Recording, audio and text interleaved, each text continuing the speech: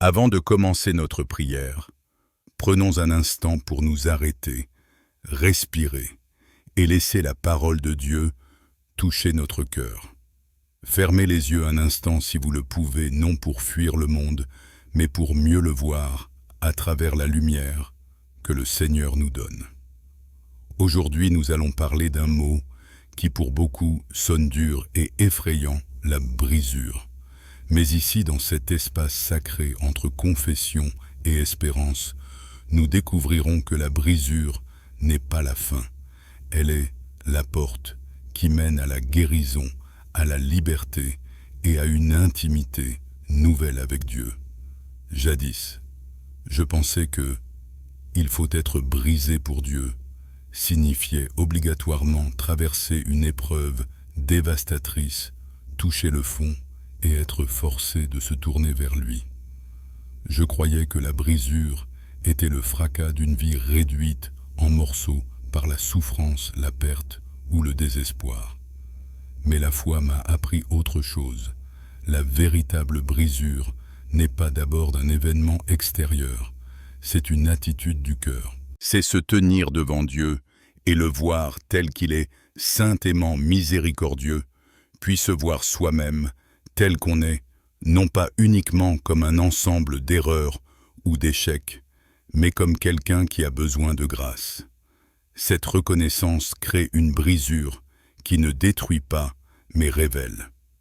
Un cœur brisé n'est pas un cœur humilié par la honte permanente. Ce n'est pas une vie qui erre dans la culpabilité sans fin.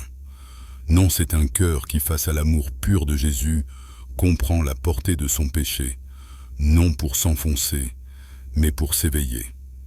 Il s'agit d'un mouvement intérieur où la fierté se dissout, la suffisance s'effrite et l'on cesse d'agir comme si l'on pouvait tout accomplir par soi-même.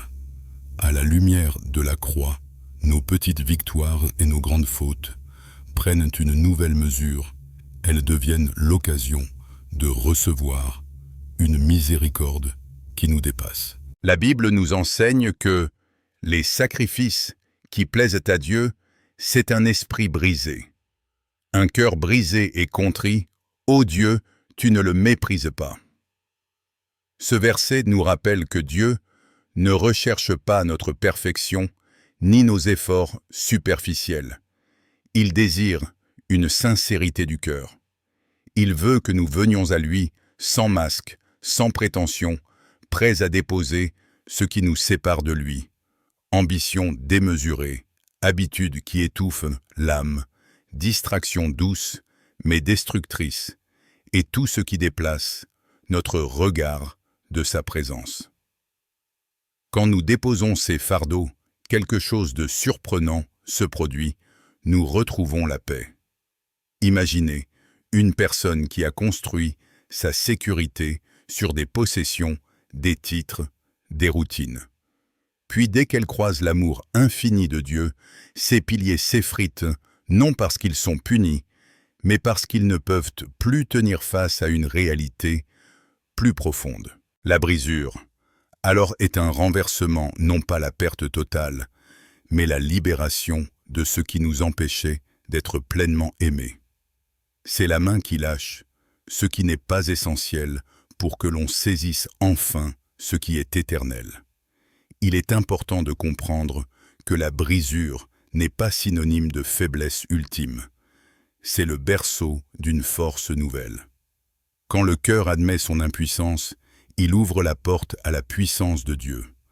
La chute devient le sol fertile où la grâce peut prendre racine. Le repentir vrai transforme. Il ne nous laisse pas briser pour être humiliés, mais pour être reconstruits, plus honnêtes, vulnérables, et finalement plus proches du Dieu qui nous connaît mieux que nous ne nous connaissons nous-mêmes. Pendant que nous avançons ensemble dans ce message, attendez-vous à être invités à une réflexion douce mais profonde. Nous voulons discerner non seulement les moments de grande détresse, mais aussi les petites résistances quotidiennes qui nous empêchent d'entrer pleinement dans la lumière. Nous explorerons comment la brisure peut apparaître dans un sourire qui masque la peur dans une prière, répétée, sans cœur, dans la fuite vers les conforts temporaires. Et nous verrons comment, au milieu de tout cela, la tendre grâce de Dieu nous tend la main. Ce temps n'est pas un moment pour se flageller, ni pour se juger sévèrement. C'est un appel à la vérité, à l'humilité et à l'espérance. Car la vérité sans amour incite au découragement. L'humilité sans direction peut être paralysante, mais l'espérance qui naît de la rencontre avec Christ transforme tout. Nous sommes invités à regarder nos vies avec des yeux renouvelés, non pour nous condamner, mais pour nous libérer. En nous préparant à prier ensemble, souvenons-nous de quelques réalités simples, mais puissantes.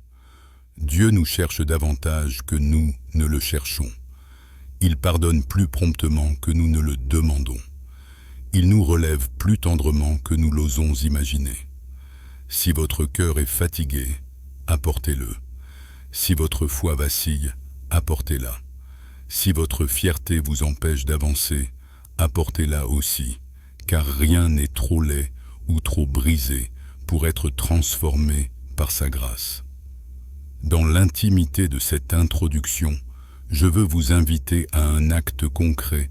Détendez vos épaules, laissez tomber vos défenses et préparez-vous à prononcer un « Seigneur, j'ai besoin de toi », qui ne soit pas un mot vide, mais la première note d'une mélodie nouvelle. Nous allons bientôt prier ensemble un mélange de confession douce, d'adoration, d'abandon et de retour à l'essentiel. Que cette prière soit le reflet d'un cœur qui choisit la transparence plutôt que l'apparence. Au fil de notre message, nous partagerons des paroles et des prières issues d'expériences réelles, celles d'hommes et de femmes qui, au creux de la nuit, ont trouvé la lumière. Nous parlerons aussi de passages bibliques qui soutiennent cette transformation, non comme une preuve académique, mais comme une nourriture vivante pour nos âmes. Enfin, nous mêlerons sermons, prières et encouragement, car la vérité proclamée doit aussi être vécue et la prière qui nous élève doit aussi nous renvoyer, renforcer pour agir. Si vous êtes ici pour la première fois, sachez que vous êtes le bienvenu tel que vous êtes. Si vous êtes venu avec des blessures vieilles de plusieurs années, elles peuvent être offertes aujourd'hui. Si vous doutez, amenez votre doute. Dieu aime même nos questions. Préparez-vous à être touché, consolé, exhorté et renouvelé. Maintenant, alors que nos cœurs s'ouvrent et que nos esprits se calment, nous allons entrer doucement dans le cœur de ce message. Nous réfléchirons à ce que signifie être brisé devant Dieu, à la beauté qui naît de l'abandon et à la façon dont une vie rendue à lui devient une lumière pour les autres. Que la paix nous accompagne et que l'espérance commence à battre plus fort en nous. La brisure devant Dieu est une école de transformation intérieure, et c'est là que commence le cœur de notre message. La prière devient alors bien plus qu'un simple rituel ou qu'une suite de mots appris par habitude, elle devient une respiration vitale, une conversation intime entre l'âme et son Créateur.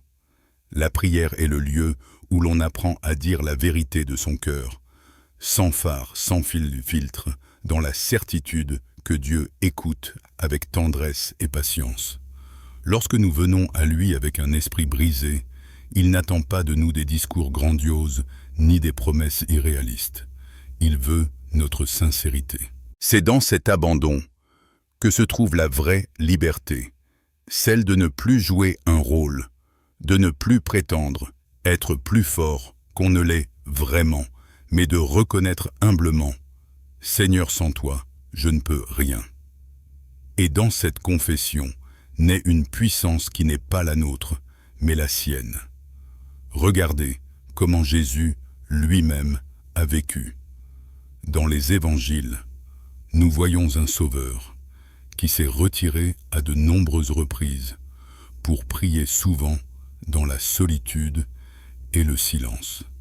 Ce n'était pas une fuite, mais un retour à la source. Dans ces moments, il montrait que la communion avec le Père est la vraie nourriture de l'âme. Si le Fils de Dieu avait besoin de cette intimité constante, combien plus en avons-nous besoin nous-mêmes? La prière nous apprend aussi à lâcher prise sur ce que nous ne pouvons pas contrôler. Tant de fois nos vies sont encombrées par des inquiétudes, le travail, la santé, les relations, l'avenir. Nous nous accrochons à ces fardeaux comme si nous pouvions les porter seuls, alors qu'ils nous écrasent peu à peu. Mais Jésus nous invite, « Venez à moi vous tous qui êtes fatigués et chargés, et je vous donnerai du repos. » La prière devient alors ce lieu sacré où l'on dépose ce qui nous alourdit avec confiance en sachant que celui qui tient l'univers tient aussi nos cœurs fragiles. Un jour, j'ai entendu l'histoire d'une femme qui portait depuis longtemps le poids de la culpabilité. Elle priait chaque soir, mais ses prières étaient rapides, comme mécaniques, sans profondeur. Jusqu'au jour où, épuisée, elle a simplement dit « Seigneur, je n'ai plus de mots, je n'ai que des larmes. » Dans ce silence, elle a senti une paix la couvrir comme une douce pluie. Cette expérience illustre une vérité parfois, les prières les plus puissantes ne sont pas celles qui utilisent de belles phrases, mais celles qui jaillissent d'un cœur vrai, brisé et sincère. La prière est aussi un lieu d'encouragement. Elle ne consiste pas seulement à confesser nos faiblesses, mais aussi à recevoir la promesse que nous ne sommes pas seuls. Dans l'intimité de la prière, l'Esprit de Dieu nous rappelle que notre identité ne se définit pas par nos échecs, mais par son amour inébranlable. Quand nous disons « Seigneur, je ne suis rien », lui répond « Tu es mon enfant bien-aimé ». Quand nous disons « Je n'ai plus de force », il murmure « Ma grâce te suffit ». Et c'est là que la prière rejoint le sermon et devient un encouragement. Car ce que nous découvrons dans la présence de Dieu doit nourrir notre marche quotidienne. Être brisé devant lui n'est pas rester à genoux, dans les larmes pour toujours, mais se relever, transformer léger et marcher avec une force nouvelle. C'est apprendre à vivre chaque journée avec une conscience plus claire de sa présence. Prenons aussi un instant pour méditer sur un verset puissant. Cherchez d'abord le royaume de Dieu et sa justice, et tout le reste vous sera donné par-dessus. Cela signifie que dans nos choix et nos désirs, nous devons placer Dieu au centre. Mais trop souvent, nous faisons l'inverse. Nous plaçons notre travail, nos ambitions, nos désirs au centre, puis nous demandons à Dieu de bénir ce que nous avons déjà décidé. La prière sincère change cette dynamique, elle met Dieu au premier plan et nous apprend à dire « Seigneur, que ta volonté soit faite, pas la mienne ». Alors oui, la brisure peut faire peur. Mais en vérité, elle est une invitation, celle de déposer nos armes, de cesser de lutter contre l'inévitable et de trouver notre repos dans celui qui est plus grand que tout. Comme un vase brisé que l'on croit inutile, nos cœurs fissurés deviennent précieux dans les mains de Dieu. Car lui seul est capable de transformer les éclats en une œuvre d'art qui brille encore plus fort à travers ses cicatrices. Et maintenant, dans cet esprit, approchons-nous du Seigneur, ensemble, dans une prière. Seigneur Tout-Puissant, je viens à toi, tel que je suis. Mon cœur porte ses fissures, mes mains portent leur fatigue, mais je viens avec confiance. Brise en moi ce qui doit être brisé, l'orgueil, la peur, la dépendance aux choses passagères, et restaure en moi ce qui doit être restauré, la foi, la paix, l'espérance. Seigneur, rends mon cœur sensible à ton amour et donne-moi la force de marcher dans ta lumière chaque jour. La prière est ce souffle secret qui nous relie à l'invisible, à celui qui nous connaît mieux que nous-mêmes. Elle est comme une rivière souterraine qui traverse nos vies, parfois imperceptible, mais toujours présente, prête à jaillir lorsque nous nous arrêtons pour écouter. Lorsque nous prions, nous faisons plus que parler. Nous ouvrons une porte. Nous permettons à Dieu de pénétrer dans nos pensées, nos émotions, nos blessures et nos espérances. Trop souvent, nous pensons que la prière est un devoir, une obligation à cocher sur la liste d'un croyant discipliné. Mais en vérité, elle est un don, une invitation, une rencontre d'amour. Un jour, un homme m'a confié qu'il avait arrêté de prier, car il se sentait hypocrite. « À quoi bon prier, disait-il, si mon cœur n'est pas pur ? Je suis fatigué de répéter les mêmes mots sans conviction. » Ce que je lui ai répondu est aussi pour chacun de nous. Ce n'est pas la perfection de nos mots qui touche le cœur de Dieu, mais la sincérité de notre âme. Dieu ne méprise jamais un cœur brisé et contrit. Même nos prières les plus maladroites, si elles sont offertes avec vérité, montent vers lui comme un parfum précieux. La prière est d'abord un acte d'humilité. C'est reconnaître que nous ne sommes pas autosuffisants, que nous avons besoin d'aide au-delà de nous-mêmes. Dans une société qui glorifie la force, l'indépendance et l'image priée, est un geste radical. C'est dire au monde, je ne suis pas le centre, et à Dieu, tu es ma source. Ce renversement est libérateur. En priant, nous apprenons que notre valeur ne repose pas sur nos réussites, mais sur l'amour inconditionnel du Père. Mais la prière est aussi un lieu de transformation. Quand nous venons à Dieu avec nos fardeaux, il ne nous laisse pas repartir les mains vides. Peut-être que nos circonstances ne changent pas immédiatement, mais quelque chose change en nous. La prière déplace notre regard. Elle nous fait passer du désespoir à la confiance, de la peur à la paix, de l'orgueil à l'humilité. Elle est un miroir qui reflète non seulement notre faiblesse, mais surtout la force de celui qui nous habite. Prenons un instant pour méditer sur une vérité biblique.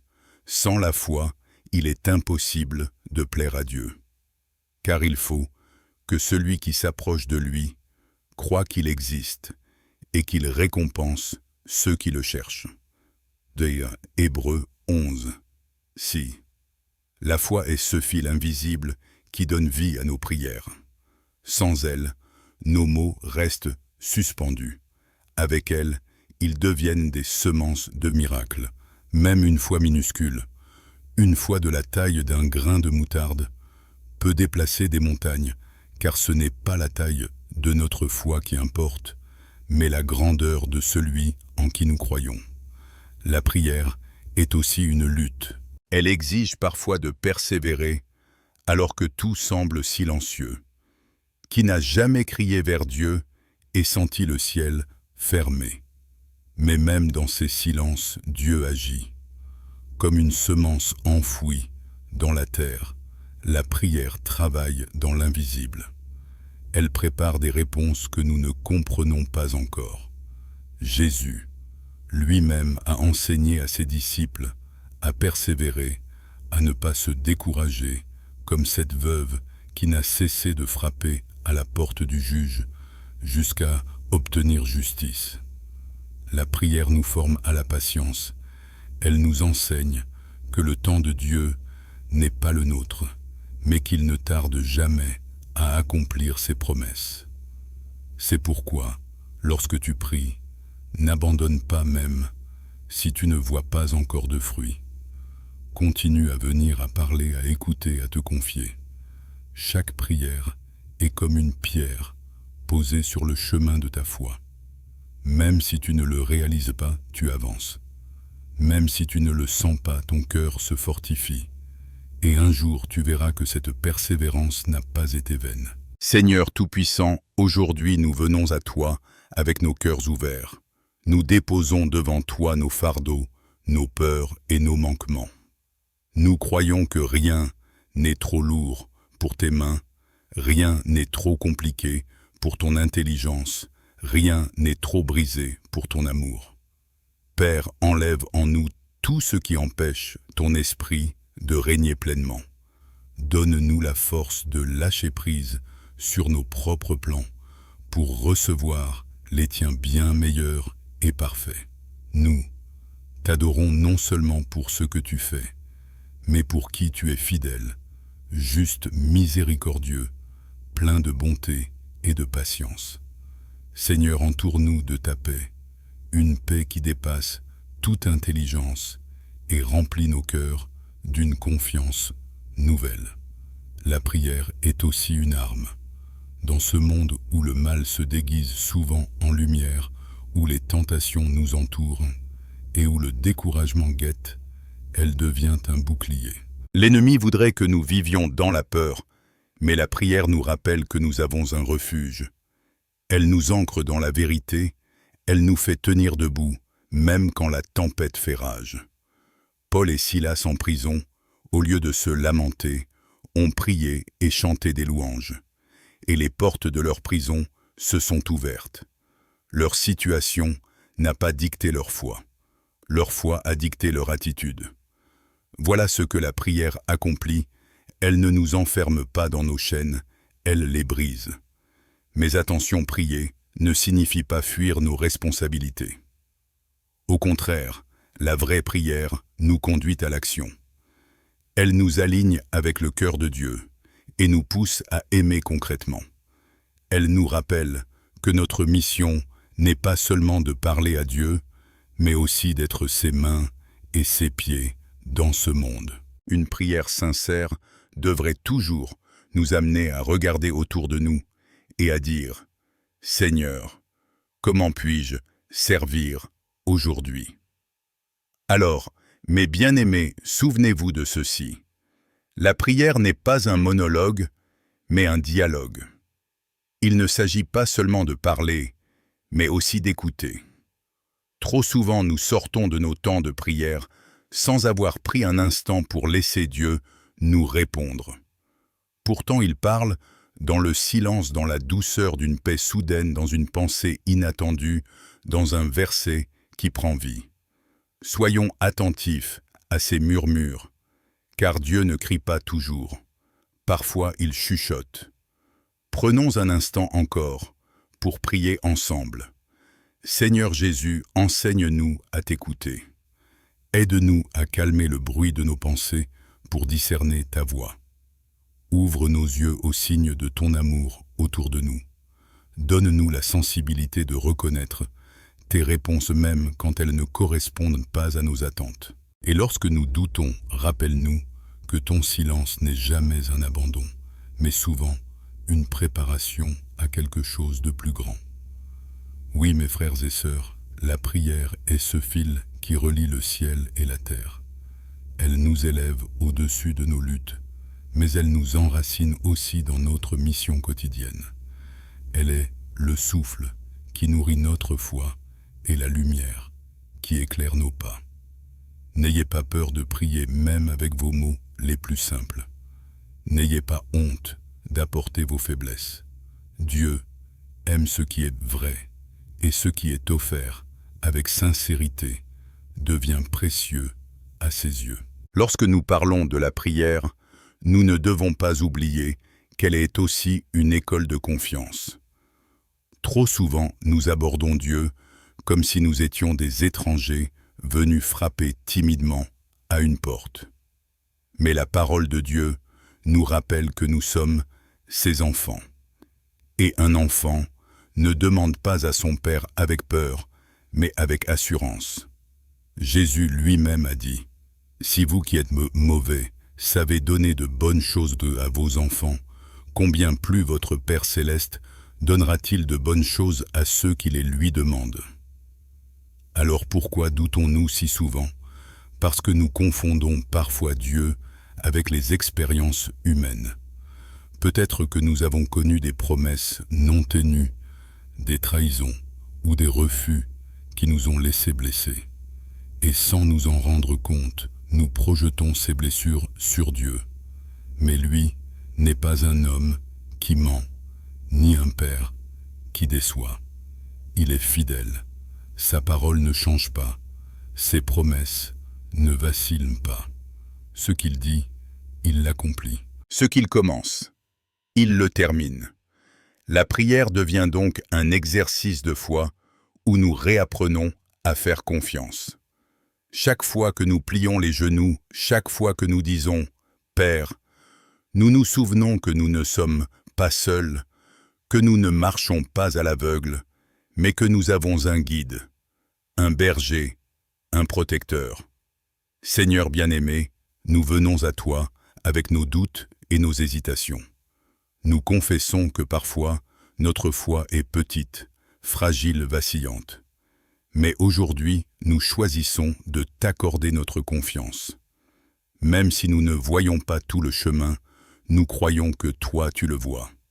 Même si nous ne comprenons pas le pourquoi des épreuves, nous croyons que tu tiens nos vies dans tes mains. Père, apprends-nous à te faire confiance, comme un enfant se repose dans les bras de son Père. Il y a dans la prière une dimension de guérison. Guérison du corps, parfois, car Dieu est capable de miracles, mais plus encore, guérison intérieure. Combien d'âmes portent des cicatrices invisibles, des blessures d'enfance, des rejets, des paroles destructrices, des regrets qui rongent. Ces blessures, nous essayons souvent de les cacher, de les compenser par des réussites ou de les noyer dans des distractions. Mais elles restent là vivantes, tant que nous ne les déposons pas devant Dieu. La prière devient alors ce lieu où nous n'avons plus besoin de cacher nos plaies. Comme un médecin tendre, Dieu approche ses mains de nos blessures les plus profondes et commence à les refermer. Un jour, une personne priait ainsi: « Seigneur, guéris mon cœur de tout ce que les hommes ont détruit. » Et au fil du temps, elle a découvert que la prière avait transformé son amertume en douceur, sa rancune en pardon. Voilà le miracle de la prière. Elle ne change pas seulement ce qui est autour de nous, mais surtout ce qui est en nous. Seigneur de miséricorde, touche aujourd'hui chaque cœur blessé. Là où il y a des souvenirs douloureux, mets ton baume de consolation. Là où il y a de la colère, mets ta paix. Là où il y a de la peur, mets ton assurance. Là où il y a du vide, remplis de ton amour. Nous croyons que rien n'est trop profond pour toi, que rien n'est trop brisé pour être guéri. La prière est aussi une école de pardon. Beaucoup d'entre nous portent le poids de rancunes anciennes. Nous disons parfois « j'ai pardonné », mais au fond, la blessure reste vive. Et pourtant, Jésus nous a montré le chemin. Lui qui sur la croix a prié « Père, pardonne-leur, car ils ne savent pas ce qu'ils font ». Pardonner n'est pas excuser le mal, ni oublier la douleur, mais c'est choisir de ne plus laisser cette douleur nous enchaîner. La prière nous donne la force de faire ce pas que seuls nous serions incapables de faire. Seigneur Jésus, toi qui as pardonné à tes bourreaux, donne-nous un cœur capable de pardonner. Libère-nous de l'amertume qui ronge, de la colère qui consume. Donne-nous la grâce de relâcher ceux qui nous ont blessés entre tes mains et de trouver la paix que seul le pardon peut apporter. Mais la prière ne se limite pas à nos besoins personnels. Elle est aussi un acte d'intercession, un pont tendu vers les autres. Quand nous prions pour quelqu'un, nous participons à son combat, nous portons son fardeau, nous devenons instruments de l'amour de Dieu. La prière élargit notre horizon. Elle nous empêche de nous enfermer dans notre petit monde et nous rappelle que nous faisons partie d'un corps, d'une communauté, d'une famille spirituelle. Alors aujourd'hui, prenons un instant pour prier, non seulement pour nous-mêmes, mais aussi pour nos frères et sœurs, connus et inconnus. Père éternel, nous t'élevons ceux qui souffrent en silence, ceux qui se battent contre la maladie, ceux qui ploient sous le poids des soucis financiers, ceux qui se sentent seuls et oubliés. Étends ta main sur eux, Seigneur. Console les affligés, relève les découragés, guéris, les malades fortifie, les faibles. Que ta lumière brille dans leurs ténèbres, et que ton amour les entoure comme une couverture de chaleur et de paix. Et toi qui écoutes en ce moment, souviens-toi que ta prière a du poids. Tu n'es peut-être pas un prédicateur, ni un prophète, ni un chanteur sur une scène. Mais quand tu pries, tu participes à une œuvre invisible mais puissante. Tes paroles murmurées dans le secret atteignent le ciel et déclenchent des bénédictions que tu ne peux même pas imaginer. La prière d'un seul juste, dit la Bible, a une grande efficacité. Alors, ne doute pas de l'impact de tes prières. Enfin, souvenons-nous que la prière n'est pas la fin du chemin, mais le début d'une vie transformée.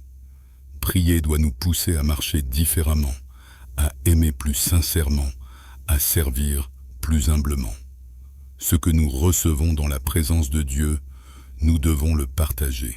Une prière authentique fait de nous des porteurs de lumière. Elle nous rend attentifs aux besoins autour de nous, compatissants envers les souffrances des autres, disponibles pour être les instruments de la bonté divine. Voilà pourquoi nous devons continuer à prier sans relâche, avec foi, avec amour, avec persévérance. Non pas comme un fardeau religieux, mais comme un privilège merveilleux. Car chaque prière nous rapproche un peu plus de celui qui nous aime, d'un amour éternel. Seigneur Tout-Puissant, nous t'élevons nos vies entières. Prends nos craintes et transforme-les en courage. Prends nos faiblesses et change-les en force. Prends nos larmes et fais-en une source de joie. Rends nos cœurs passionnés pour ta présence et fais de nous des témoins vivants de ton amour dans ce monde. Que chaque jour commence et se termine dans la prière, afin que nous ne perdions jamais le fil de ton cœur. Alors que nous arrivons à la fin de ce temps de partage et de méditation, souvenons-nous que tout ce que nous avons exploré, la brisure, la prière, la foi, la confiance, le pardon et l'amour, n'est pas seulement un concept spirituel, mais un guide concret pour nos vies. La prière nous a appris et déposé nos fardeaux, à reconnaître nos limites, à accueillir l'amour de Dieu. Mais elle nous enseigne aussi comment vivre avec courage, avec discernement et avec un cœur ouvert à l'invisible. Premièrement, retenons ceci, la sincérité transforme la vie. Un cœur brisé, sincère et humble devant Dieu n'est jamais perdu. Il est comme un sol fertile où la grâce peut pousser et produire des fruits. Si vous traversez une période difficile, si vous sentez que vos efforts sont vains ou que vos échecs vous écrasent, n'ayez pas peur de venir à Dieu tel que vous êtes. Le Seigneur ne demande pas que vous soyez parfait. Il demande que vous soyez réel. Chaque confession, chaque prière, chaque mot prononcé avec vérité est un pas vers la guérison. Deuxièmement, la persévérance est essentielle. La vie mettra toujours des obstacles sur votre chemin, des déceptions, des pertes, des incompréhensions, des trahisons ou des moments de découragement. Mais comme nous l'avons vu dans l'exemple de Paul et Silas, la persévérance dans la foi et dans la prière produit des résultats que nous ne pouvons imaginer. Chaque effort sincère que vous faites pour rester fidèle à vos valeurs, à votre foi et à l'amour de Dieu est une pierre que vous posez sur le chemin de votre transformation. Même les échecs deviennent des occasions d'apprendre et de grandir. Troisièmement, le pardon libère et guérit. Porter rancune ou amertume ne fait que prolonger la douleur et ternir la lumière de notre âme. Pardonner n'efface pas le passé, mais il vous libère pour construire un futur plus léger et plus serein. Quand vous pardonnez, vous ne favorisez pas seulement celui qui vous a blessé, vous libérez surtout votre cœur. Et la prière est l'instrument idéal pour demander cette force. Elle permet de déposer ce fardeau et de recevoir la paix qui surpasse toute compréhension. Quatrièmement, la foi guide les pas incertains. Il est naturel de douter, de craindre ou de se sentir faible. Mais rappelez-vous que la foi ne signifie pas l'absence de peur. Elle signifie avancer malgré la peur en s'appuyant sur celui qui est plus grand que tout obstacle. Chaque jour, rappelez-vous que Dieu est votre refuge, votre lumière dans les ténèbres, votre force quand vous êtes fatigué. Fixez vos yeux sur lui et laissez-vous porter par sa présence. Cinquièmement, la gratitude transforme le quotidien. Même dans les épreuves, il y a toujours quelque chose pour lequel être reconnaissant. La prière nous apprend à compter les bénédictions, petites ou grandes. Un sourire, donner un geste reçu, une parole d'encouragement, un rayon de soleil, après la pluie, toutes ces choses sont des cadeaux. La gratitude nourrit l'âme et réoriente notre regard, passant du manque à l'abondance, de la peur à la joie, de l'inquiétude à la confiance. Sixièmement, le service et l'amour des autres prolongent l'effet de la prière. Une prière authentique nous transforme non seulement nous-mêmes, mais aussi notre environnement. Lorsque notre cœur est touché, nous devenons des instruments de bonté, des porteurs de lumière. Un mot gentil, une main tendue, une écoute attentive, voilà comment la prière se manifeste dans la vie quotidienne. Ne sous-estimez jamais l'impact de votre amour et de votre générosité sur ceux qui vous entourent. Enfin, souvenez-vous que la brisure n'est pas la fin, mais le début. Ce sentiment de faiblesse ou de vulnérabilité n'est pas un signe d'échec, mais une invitation à entrer plus profondément dans la grâce divine. C'est dans ces moments que Dieu peut le plus toucher votre cœur, que la paix peut s'installer, que l'espoir renaît. Ce que vous pensez être des échecs ou des pertes, il peut les transformer en opportunités, en leçons, en tremplin vers une vie plus riche et plus alignée avec son plan. Alors, dans vos moments de solitude, lorsque vous sentez que la fatigue vous pèse, souvenez-vous de revenir à Dieu dans la prière. Elle est votre refuge, votre force, votre école de vie. Elle vous enseigne la patience, la persévérance, la gratitude, le pardon et l'amour pur. Elle vous guide dans vos décisions, vous éclaire dans vos doutes, vous fortifie dans vos épreuves. La prière est plus qu'un acte spirituel.